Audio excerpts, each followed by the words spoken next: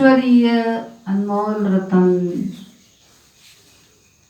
प्रिय भाइयों बहनों, आप सबको वरदान भवन में इमर्ज कर आप सभी मन बुद्धि से वरदान भवन में पहुंच जाइए और प्यारे बाबा की मुरली सुनेंगे। आज की मुरली का सार है, मीठे बच्चे तुम्हें खिवैया मिला है। मिला है खिवैया इस पार से उस पार ले जाने के लिए। तुम्हारे पैर अब इस पुरानी दुनिया पर नहीं है। तुम्हारा लंगर उठा हुआ है, बुद्धि का लंगर उठा हुआ है। प्रश्न है, जादूगर बाबा की वंडरफुल जादूगरी कौन सी है जो दूसरा कोई नहीं कर सकता? उत्तर, कोड़ी तुल्य आत्मा को हीरे तुल्य बना देना, बागवान बनकर कांटों को फूल बना देना। यह बहुत ही वंडरफुल जादूगरी है जो एक जादूगर बाबा ही करता है, दूसरा कोई भी नहीं। मनुष्य पैसा कमाने के लिए सिर्फ जादूगर कहलाते हैं, लेकिन बाप जैसा जादू नहीं कर सकते हैं। ओम शांति। सारे सृष्टि चक्र ड्रामा में बाबा एक ही बार आते हैं। कितनी बार आते हैं? एक ही बार आते हैं। और कोई सत्संग आदि में ऐसे नहीं समझते होंगे, न वह कथा करने वाला बाप है न वह बच्चे। वह तो वास्तव में फॉलोवर्स भी नहीं है। यहाँ तो तुम बच्चे भी हो, स्टूडेंट भी हो और फॉलोवर्स भी हो। बाप बच्चों को साथ में ले जाएंगे। बाबा जाएंगे तो फिर बच्चे भी इस पुरानी दुनिया से अपनी गुलगुल दुनिया में चलकर राज्य करेंगे ना। यह तुम बच्चों की बुद्धि में आना चाहिए। इस शरीर के अंदर जो रहने वाली आत्मा है वो बहुत खुश होती है। तुम्हारी आत्मा बहुत खुशी होनी चाहिए। बेहद का बाप आया हुआ है जो सभी का बाप है, यह भी सिर्फ तुम बच्चों को समझे ना।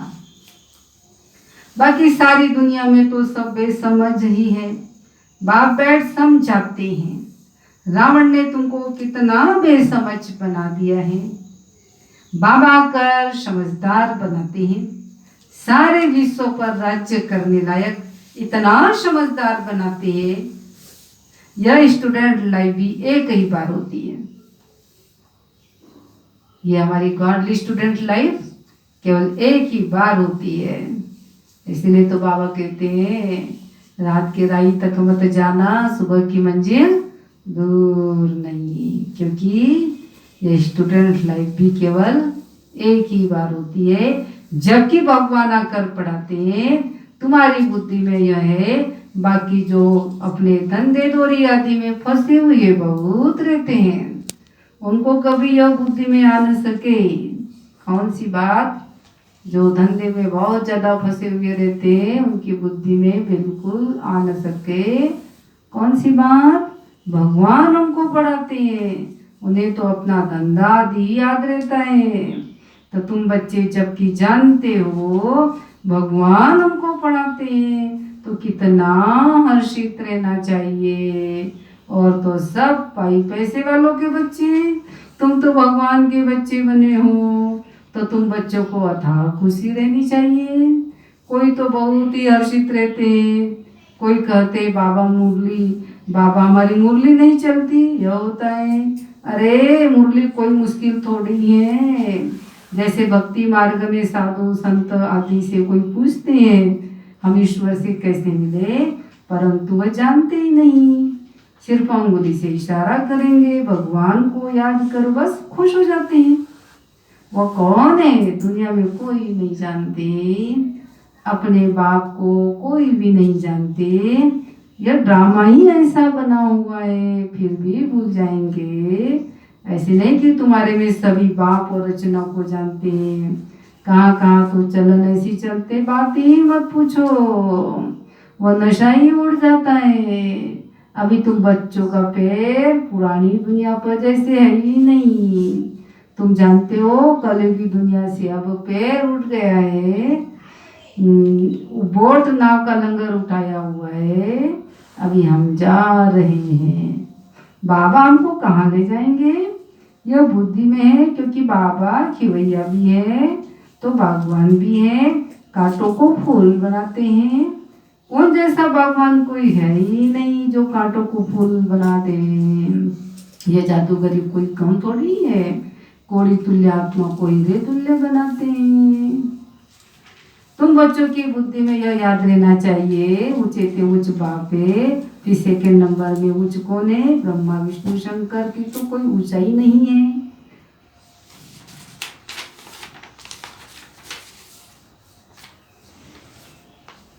बच्चों को अंदर में बहुत खुशी होनी चाहिए, जिसको सारी दुनिया ढूंढ रही है वह हमें मिल गया। बाबा कहते बच्चे तुम 5000 वर्ष के बाद फिर से आकर मिले हो। बच्चे कहते हाँ बाबा, हम आपको अनेक बार मिले हैं। भल कितना भी कोई तुमको मारे पीटे अंदर में तो वो खुशी है ना। शिव बाबा की मिलने की याद है ना, याद से ही पाप करते हैं। बाबा कहते हैं तुम यहाँ बैठे हो, आत्मा की बुद्धि बाप और वर्षे की तरफ है। आत्मा ही याद करती है। समझो कोई का बच्चा लंदन में है, समाचार आया बीमार है, बस बुद्धि चली जाएगी, फिर ज्ञान बुद्धि में बैठ न सके। यहाँ बैठे हुए बुद्धि में उनकी याद आती रहेगी। बाबा कहते हैं तुम्हें अपना 1 मिनट भी वेस्ट नहीं करना चाहिए। बाबा को जितना याद करेंगे सर्विस करने में भी बाबा ही याद आएगा। अच्छा मीठे मीठे सिक्के लदे बच्चों प्रति माता पिता बाप दादा का याद प्यार और गुड मॉर्निंग। रूहानी बाप की रूहानी बच्चों को नमस्ते। हम रूहानी बच्चों की रूहानी बाप दादा को याद प्यार गुड मॉर्निंग और नमस्ते। सार है जिसे सारी दुनिया ढूंढ रही है, वो बाबा हमें मिल गया। इसी खुशी में रहना है, याद से ही पाप कटते हैं। इसलिए किसी भी परिस्थिति में बाबा और वर्षे को याद करना है। 1 मिनट भी अपना समय वेस्ट नहीं करना है। दूसरी पॉइंट, इस पुरानी दुनिया से बुद्धि का लंगर उड़ा देना है। बाबा हमारे लिए नया घर बना रहे हैं। यह है ही रो नरक कंसपुरी। हम जाते हैं वैकुंठपुरी में, सदा इस नशे में रहना है। वरदान, चलते फिरते फरिश्ते स्वरूप का साक्षात्कार कराने वाले साक्षात्कार मूर्त भव। स्पष्टीकरण है, जैसे शुरू में चलते फिरते ब्रह्मा गुम होकर श्री कृष्ण दिखाई देते थे, इसी साक्षात्कार ने सब कुछ छुड़ा दिया। ऐसे साक्षात्कार द्वारा अभी भी सेवा हो। जब साक्षात्कार से प्राप्ति होगी तो बनने के बिना रह नहीं सकेंगे। इसलिए चलते फिरते फरिश्ते स्वरूप का साक्षात्कार कराओ। भाषण वाले बहुत है, लेकिन आप भाषण देने वाले बनो, तब समझेंगे यह अल्लाह लोग है। स्लोगन, सदा रूहानी मौज का अनुभव करते रहो तो कभी भी बुझेंगे नहीं। रूहानी मौज का अनुभव करना है। अच्छा, आज का बाबा का समाने, मैं पवित्र फरिश्ता हूँ। स्वयं को लाइट के कार्य के अंदर आकारी फरिश्ते के रूप में अनुभव करें। मैंने प्रकाश की ड्रेस पहनी हुई है। मैं ब्रह्मा बाप समान अव्यक्त फरिश्ता हूँ। मैं पवित्रता का, शांति शक्ति का फरिश्ता ऊपर आकाश में हूँ। मेरे नैनों से, हस्तों से किरणें नीचे ग्लोब पर पड़ रही है। सभी आत्माएं सुख शांति का अनुभव कर रही हैं। चिंतन। फरिश्ता अर्थात डबल लाइफ, फरिश्ता अर्थात किसी भी बंधन में न फंसने वाले, सदा निर्बंधन। फरिश्ता सदा देह अभिमान की मिट्टी से उपराम, मुझे अब बाप समान फरिश्ता बनना है। समय नाजुक आ रहा है, अंतर्वाहक शरीर से चक्कर लगाने का अभ्यास जरूरी है। दूसरे अनुभव करें, हाँ यह फरिश्ता हमारे पास आया था, फिर आप फरिश्तों को ढूंढने निकलेंगे।